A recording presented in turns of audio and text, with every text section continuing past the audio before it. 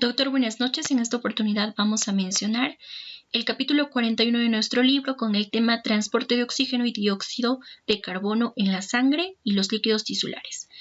Con el tema específico del uso metabólico del oxígeno en las células. Como sabemos, el oxígeno es muy importante para nuestras células, para que ellas puedan realizar sus reacciones químicas intracelulares de manera normal y de manera eficiente para nuestro organismo.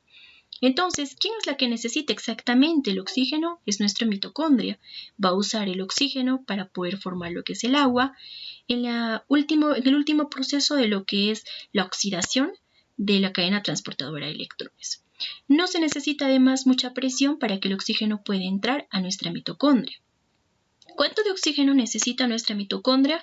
Basta con 1 milímetro de mercurio de gradiente para que ésta pueda producir sus reacciones químicas intracelulares de manera eficiente y de manera normal.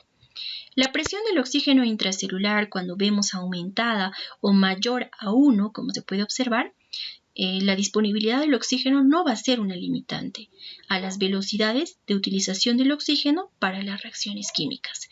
Pero si hay alguien que va a ser una limitante, que es el ADP, el adenosindifosfato. Este es un factor limitante que se da por producto del metabolismo celular, que se forma a partir del ATP, que este va a ser quien va a aumentar o va a disminuir el consumo del oxígeno.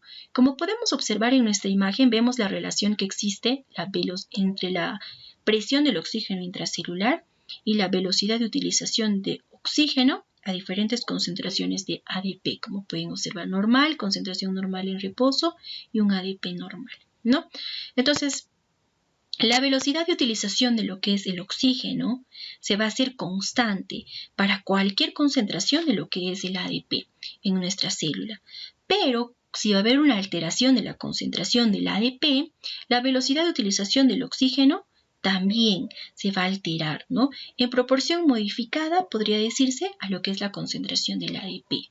En fin, mencionaremos que el ADP va a controlar la velocidad de la utilización del oxígeno en nuestras células. Efecto de la distancia de difusión desde el capilar a las células sobre la utilización del oxígeno. Como observamos en la parte inferior, el capilar y la célula están a una distancia de 50 micrómetros.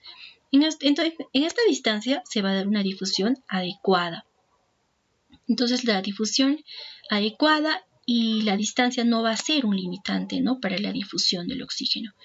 En esta se va a dar la difusión con facilidad desde el capilar a lo que es la célula y se va a proporcionar una cantidad necesaria de oxígeno para nuestro metabolismo celular. Pero en este caso podemos observar que nuestra célula está muy alejada de nuestro capilar, o sea, mayor de 50 micrómetros, ¿no? Entonces, lo que va a pasar aquí es que la velocidad de difusión del oxígeno va hasta esta célula. Puede ser tan baja que la presión del oxígeno intracelular va a disminuir por debajo del nivel crítico que hemos hablado, que es 1 milímetro de mercurio. Entonces, no se va a poder mantener lo que es el metabolismo intracelular, ¿no?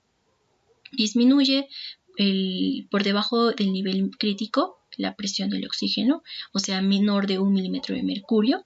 Entonces, acá se va a dar una limitación, ya no de ADP, sino en este caso una limitación por lo que es la distancia, ¿no? Una difusión limitada, pero este caso no suele ocurrir mucho, solamente ocurre en situaciones patológicas. Ahora mencionaremos el efecto del flujo sanguíneo sobre lo que es la utilización del oxígeno. En este caso, la cantidad total del oxígeno disponible para nuestro tejido va a estar delimitada por lo que es el flujo sanguíneo y por lo que es la capacidad de transporte de oxígeno por nuestra sangre.